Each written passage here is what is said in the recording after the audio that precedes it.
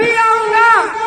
इन देश के नेताओं ने जो कानून मेरे साथ गद्दारी की है कि देश में समझौते के तहत 911 समझौते पे मेरा देश आजाद हुआ, 52 के पट्टे पर आजादी मिली। मेरा मजबूरी है कि मैं पूर्ण नहीं कर सकता हूँ, लेकिन ये मेरी जंग तब तक जारी रहेगी जब तक भारत में पूर्ण आजादी नहीं आ जाए। आजादी आनी है, इसको कोई रोक नहीं सकता, रोक नहीं सकता। नेताजी का कहना था, है बच्चों, मेरी ये जंग तब तक जारी रहेगी जब तक भारत में पूर्ण आजादी नहीं आ जाएगी। वो समय आ गया है पूर्ण आजादी का। मानोगे तब भी परिवर्तन होगा, नहीं मानोगे तब भी परिवर्तन होगा।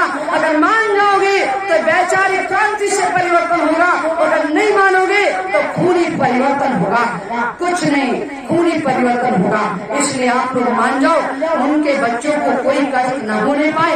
उन्होंने सतयुग तीर्थ बनाया, इस सतयुग तीर्थ पे आने के लिए आप लोग को आगाह किया है कि ऐ संसार की जीवात्मा, तुम्हें सतयुग तीर्थ पे चले आओ, जिससे तुम्हारा कल्याण होगा। ये युग और वो युग दोनों बन जाएंगे। इसलिए अब दोनों बनाना है, ये तीनों बनाना है। ये लोग, दो लोग और आगे लोग, तीनों लोग बनाना है। तो आपको परिवर्तन करके ही जाना है। इसलिए जितने लोग आए हो, आप लोग मन से सुनो, मन से करो। इस धर्म न्याय की स्थापना करके ही जाना है।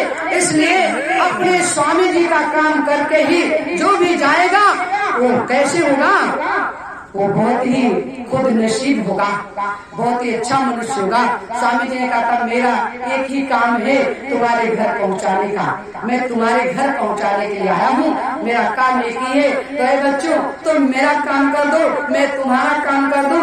इसलिए मुझे भी ठेका मिला है, मैंने भी ठेका ले लिया है कि तुम्हारे बच्चों को खींच करके लाऊंगा मैं तुम्हारे पास और परिवर्तन कराऊंगा। परिवर्तन होगा, किसी के बात की बकौती नहीं। उन्होंने कहा है, जाओ सोए हुए खून को जगाने के लिए, आजादी की आबरू बचाने के लिए अब तो नया रास्ता बनाना पड़ेगा।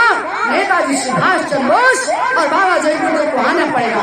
चाहे मुझे आके कोई गोली मार दे, खाल में जिंदा ही यहाँ उतार दे, चीख चीख कर ऐलान करूंगी, सच्चाई की बात सरेआम करूंगी। नेताओं को का विधान चाहिए, संसद में डाकों के स्थान चाहिए, हमको रोटी कपड़ा और मकान चाहिए। कोई नहीं जिसे हिंदुस्तान चाहिए।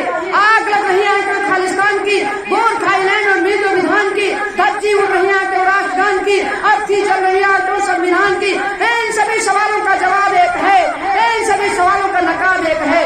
राजनीति चंडी से भगंडी हो गई और दिल्ली की हुकूमत एक शिखंडी हो गई।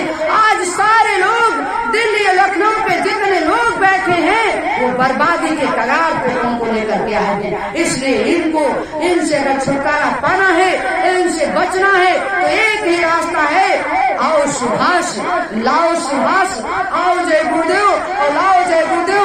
जय गुरुदेव के दर्शन होंगे तब जब आप लोग इस प्लेटफॉर्म को बना दोगे। और भारत में एक आवाज के साथ है कहाँ सुभाष, है कहाँ बाबा जय गुरुदेव। जिस घर घर में ये आवाज फैल जाएगी तो सुभाष को और जय गुरुदेव को आने से कोई रोक नहीं पाएगा, न रोक पाया है न रोक पाएगा।